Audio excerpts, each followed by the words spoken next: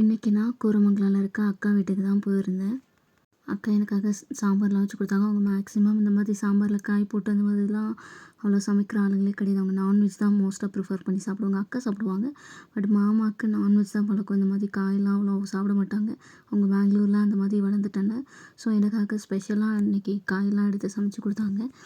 எனக்கு ஒரு டவுட்டு. நான் ரீசெண்டாக ஒரு தீபாவளி நோன்பு பற்றி வீடியோ ஒன்று போட்டிருந்தேன். அது நல்ல வியூஸ் எனக்கு நல்லா போச்சு. எனக்கு ஒரு டவுட் ஒன்று. நாங்கள் தீபாவளி ரொம்ப வருஷத்துக்கு முன்னாடி செஞ்சுருந்தோம். ஆல்மோஸ்ட் ஒரு 10 இயர்ஸ்க்கு பேக் நாங்கள் செஞ்சுட்ருந்தோம். இப்போ அந்த தீபாவளி சுச்சுவேஷனால அதை நாங்கள் ஸ்டாப் பண்ணிட்டோம். பட் இப்போ அந்த தீபாவளி திரும்பவும் நாங்கள் அந்த நோன்பு எடுத்து கொண்டாடலாமா செய்யலாமான்ட்டு எனக்கு தெரியல ஆக்சுவலாக.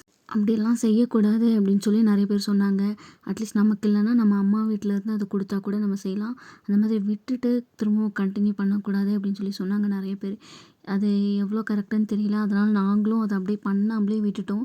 உங்களை யாருக்காச்சும் தெரிஞ்சால் எங்களுக்கு கண்டிப்பாக சொல்லுங்கள். அட்லீஸ்ட் அடுத்த வருஷத்துலேருந்து இந்த தீபாவளி நம்ம எடுக்கலாமா இல்லையா அப்படின்னு சொல்லிட்டு தெரியாமல் எதுவுமே பண்ணக்கூடாது இல்லையா? அதனால் நாங்களும் இது பண்ணவே இல்லை. ரொம்ப வருஷம் கேப் ஆகிடுச்சு. ஒருவேளை உங்களுக்கு தெரிஞ்சால் கண்டிப்பாக சொல்லுங்கள்.